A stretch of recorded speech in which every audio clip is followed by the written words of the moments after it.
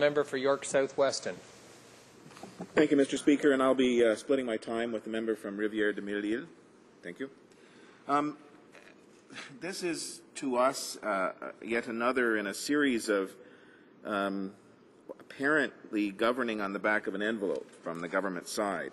We had, trying to amend Bill C-10 and then discovering they couldn't, and then having to send it to the Senate and getting the amendments done there because they couldn't do them again. So it's coming back. The Lawful Access Bill, which became the Awful Access Bill, and the government had to withdraw and run off to committee to try and make some amendments that will please Canadians. And now this bill seems to be extremely poorly thought out, and it doesn't actually deal with the recommendations of the task force except to create a new bureaucracy. And that's what Canadians need, is another level of bureaucracy in this country. We've apparently, according to this bill, we're going to create a position with no definition of what it is that position is going to do, with a very vague statement of consulting with stakeholders without any definition of who the stakeholders are. Are the stakeholders the big banks? Are they the payday lenders? Are they the big and powerful corporations who want better tax regimes? Who are the stakeholders in this? And it doesn't actually deal with the bulk of the recommendations that came from the task force. In fact, it only deals with half of one, and that is to appoint a leader. Those other recommendations which actually suggest the government should be spending money. The government should be spending money on making Canadians better able to deal with the financial pressures that they feel on a day-to-day basis. Such things as integrating financial literacy into the Canada Student Loans Program. That will require an expenditure. This new individual doesn't have any authority to spend money. The government making financial literacy training programs for young Canadians eligible for funding through the Youth Employment Strategy. Again, this bill doesn't do that. The Government of Canada, as a part of the renewal of the Urban Aboriginal Strategy, make financial literacy training programs for young Aboriginal Canadians eligible for funding. Again, funding is not something that's part of this bill. Providing relevant financial information and education services for recent newcomers through the Newcomers to Canada program, again, requires funding, and in Toronto at least, the funding for CIC programs is being cut. Clock is rising on a point of order. I don't believe there is. I only see nobody on the government side.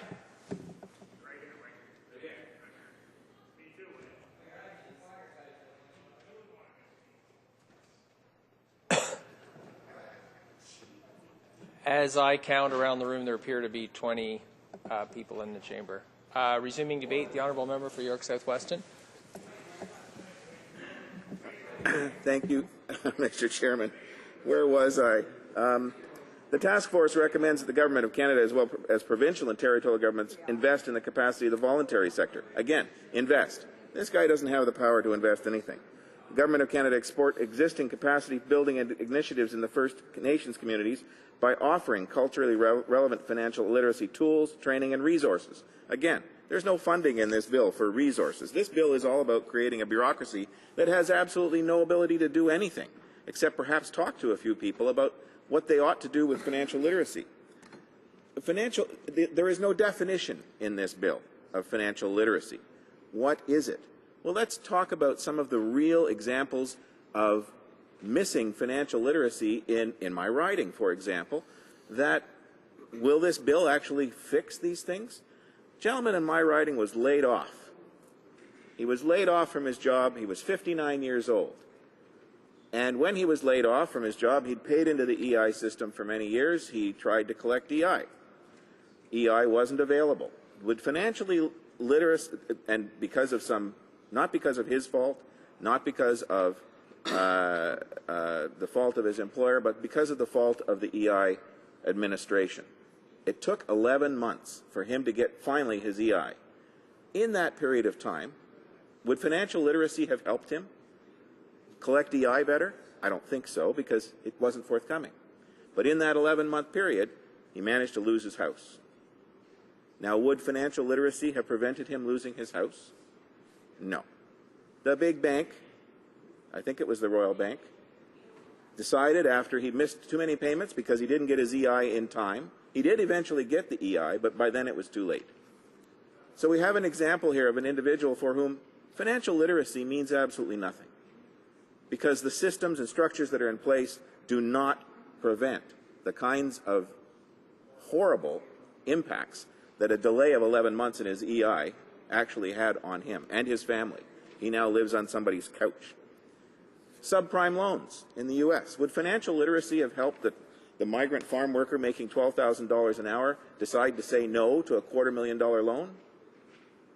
Excuse me? Would financial literacy have prevented the subprime mortgage crisis, for example, in the United States? I don't think so. If I'm a person making $12,000 a year and somebody says to me, here, you can have a $250,000 and buy a house and live in it for as long as you want, because the government will now back up this loan, am I going to turn that down because there's a financial literacy program? I don't think so. These are the kinds of things that just don't happen. Is the financial literacy program going to help eliminate payday lenders? We hope so.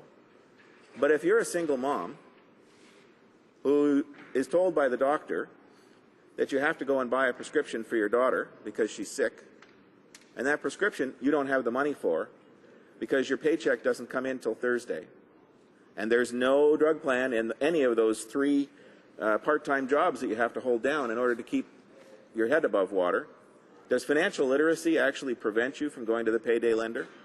I don't think so. Because although you know it's wrong, you know it's stupid to pay 1,000% interest on a loan, you don't have a choice, because the financial structures in this country do not prevent the need for these payday lenders. Financial literacy, according to the member from Newmarket Aurora yesterday, is helping Canadians understand some of the complexities of what is going on in financial markets and how they can respond as individuals to the things that are happening there. What? What does that mean? I, as an ordinary Canadian consumer, I have to respond to something going on in Greece, in the financial markets in Europe, in the financial markets in Tokyo. Maybe the 1%, but I don't think the 1% have any need for financial literacy training. These kinds of things, the people of Canada depend on our government to look out for them. They depend on the government to actually pay attention to what's going on in those financial markets and act accordingly. The government should not be considering financial literacy as a way for ordinary consumers to somehow find a way to protect themselves from these financial markets. Maybe the answer is put all your RRSP money in your mattress, because then you won't lose half of it when those financial markets go down. But I don't think there's going to be a financial literacy course anywhere in this country that's going to say put your money in a mattress, because those financial literacy courses are going to be put on by the big banks, whose job it is to make sure that people are investing in the big banks and who take their 2 or 3% of all your money to keep their profits up. Financial literacy for Canadians is knowing a bunch of things about their own financial health. Knowing, for example, that being in a union means better wages, benefits, and retirement security. Will that be part of the financial training? I doubt it.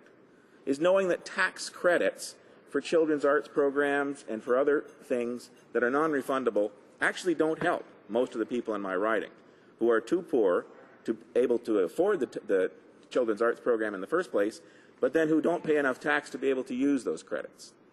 Is knowing that the non-refundable tax credits for transit passes are not something that is of any benefit to the poor of the city, but that's who uses the transit passes.